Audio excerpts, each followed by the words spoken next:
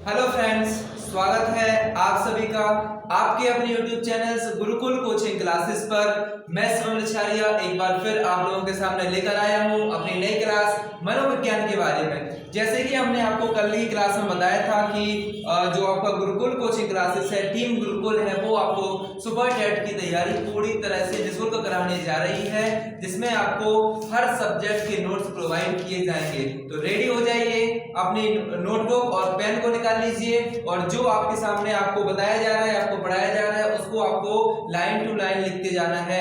आपको गारंटी दी जाती है कि इस सिलेबस से बाहर आपके सुपर टेट में कोई भी एग्जाम, कोई भी क्वेश्चन नहीं आएगा। तो चलिए बिना कोई देरी के स्टार्ट करते हैं।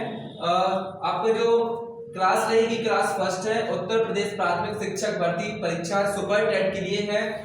विषय है मनोविज्ञान, साइकोलॉजी। तो स्टार्ट करते हैं, जैसे कोई भी विषय है अगर हम स्टार्ट करते हैं तो सबसे पहले हमें स्टार्ट करना है उसकी इतिहास के बारे में। क्या होता है इतिहास, मनोविज्ञान का इतिहास क्या रहा, कहाँ से मनोविज्ञान उत्पत्ति हुई, मनोविज्ञान शब्द की उत्पत्ति कहाँ से हुई, साइकोलॉजी शब्द की उत्पत्ति कहाँ से हुई। तो इन सब चीजों पे आज हमें ध्यान से विस्तार से क्या करना है, पढ़ना है। तो शुरुआत करते हैं मनोविज्ञान का इतिहास।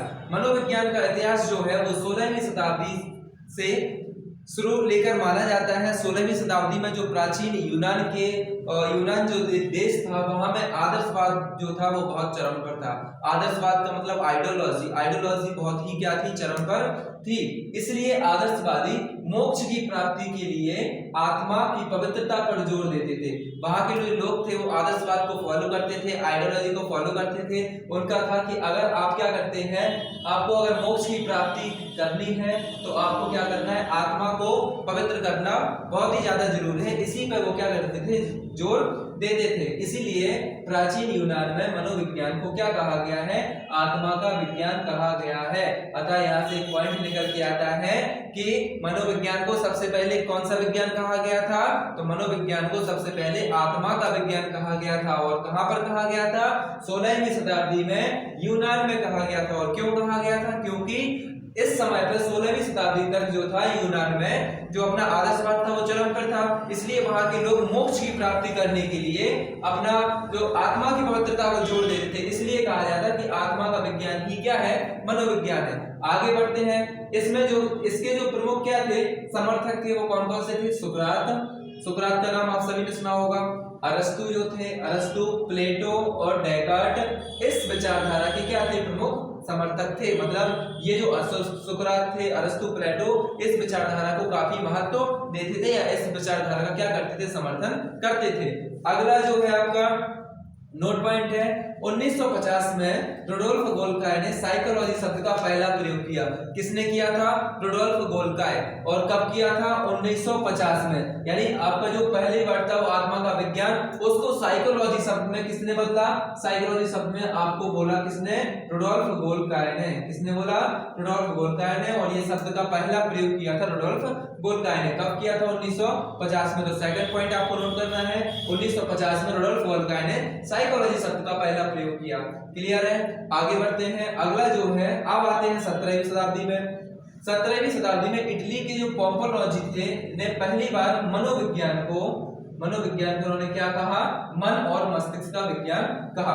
तो सबसे पहले क्या था, सबसे पहले था आत्मा का विज्ञान। मनोविज्ञान को सबसे पहले क्या कहा गया, आत्मा का विज्ञान। फिर इसके बाद क्या कहा गया, मन और मस्तिष्क का विज्ञान, यानी मन का विज्ञान और मस्तिष्क का विज्ञान। तो ये किसने कहा, 17वीं शताब्दी में इटली के जो थे पोम्पोलॉजी ने पहली बार मनोविज्ञान को क्या कहा, मन और मस्तिष्क का विज्ञान कहा। तो थर्ड पॉइंट आपको ये नोट करना है कि 17वीं शताब्दी में इटली के पोम्पोलॉजी ने मनोविज्ञान को मन और मस्तिष्क का विज्ञान कहा। क्लियर है, समझ आ गया होगा।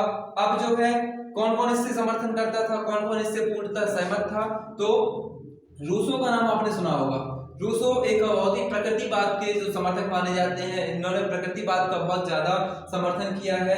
हॉब्स हुए हैं, लॉक, इम्यूनल, कॉन्ट हुए हैं, इस विचारधारा के क्या थे, प्रमुख समर्थक थे। और ये ये जो विचारधारा थी कब तक चली, 19वीं सदी के मध्य तक ये विचारधारा चली। यानी इस विचारधारा को जोड़ दिया गया 19वीं शताब्दी के मध्य तक।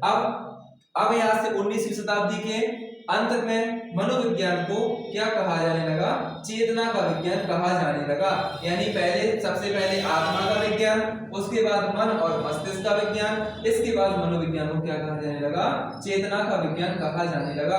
और ये कब कहा जाने लगा, 19वीं सदी के अंत तक। अगर अंत में चेतना का विज्ञान कहा जाने लगा तो उसके पहले मध्य तक क्या कहा जाता था, तो मध्य तक कहा जाता था मन और मस्तिष्क का विज्ञान। उसके पहले क्या कहा जाता था, आत्मा का विज्ञान। और आत्मा से क्या हुई है, मनोविज्ञान की उत्पत्ति हुई है। क्योंकि यूनान में आप लोगों ने क्या कहना स्टार्ट कर दिया था कि आपको आत्मा का पवित्र होना जरूरी है, इसलिए उसे आत्मा का विज्ञान कहा जाता था। अब बात करते हैं किसकी, संरचना के जनक। संरचनावाद के जो जनक थे, आप लोगों ने पढ़ा होगा यूपी टेट के जो एग्जाम दिए हैं वहां पर आपको बताया गया होगा। संरचनावाद के जो जनक थे कौन, विलियम वुंड। विलियम वुंड के बारे में आप लोगों ने पढ़ा होगा कि इन्होंने पहली मनोविज्ञान की प्रयोगशाला स्थापित की थी।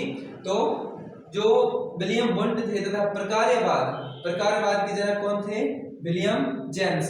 तो इन दोनों ने मिलकर क्या 1879 और 1890 में मनोविज्ञान की प्रयोगशाला खोलकर चेतना का क्या किया, अध्ययन किया।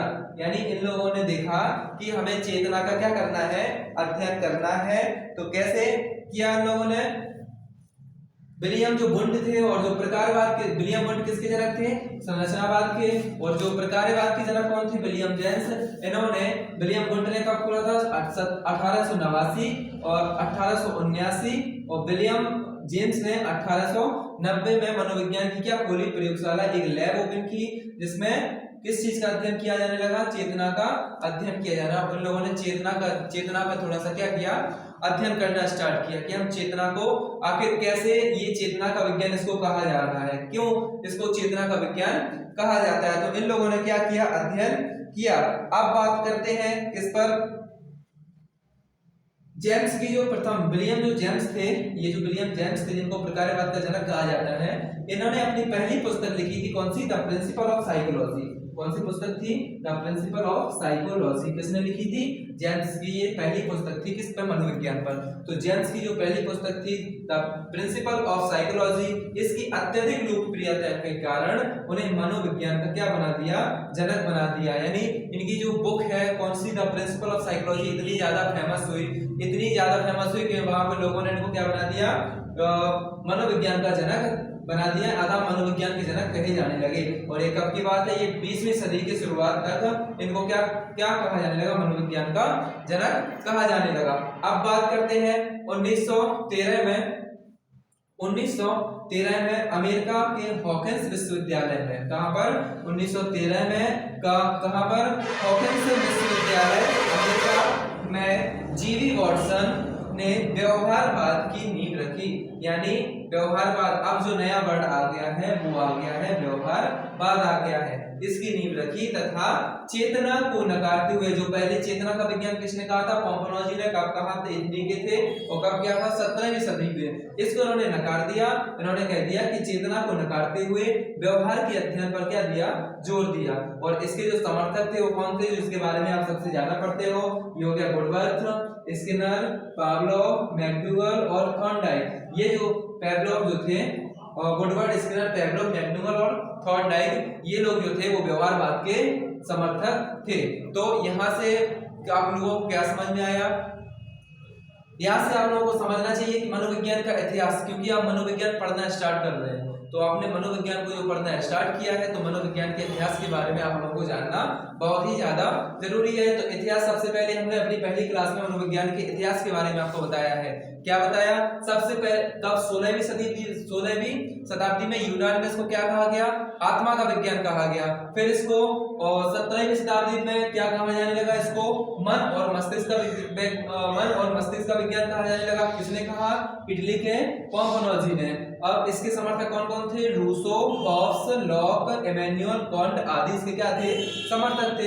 अब 19वीं सदी के अंत तक इसको मन और मस्तिष्क से हटाकर कहां ले आए, चेतना के विज्ञान तक ले आए। फिर चेतना का विज्ञान इसको कहा जाने लगा। अब इसके बाद जो हुआ वो विलियम वुंड और विलियम जेम्स ने मिलकर प्रयोगशाला ओपन की, किसकी, 1879 और 1890 में मनोविज्ञान की प्रयोगशाला खोलकर इन लोगों ने क्या किया, चेतना का अध्ययन, क्योंकि चेतना का विज्ञान था तो उसमें उन्होंने क्या किया, अध्ययन किया। इसके बाद जेम्स ने अपनी पुस्तक लिखी, कौन सी, द प्रिंसिपल ऑफ साइकोलॉजी। इस पर अत्यधिक लोकप्रियता के कारण उनको क्या कहा जाने लगा, मनोविज्ञान का जनक बना दिया। इन्होंने इस पुस्तक की लोकप्रियता ने इसको क्या बना दिया, मनोविज्ञान का जनक बना दिया।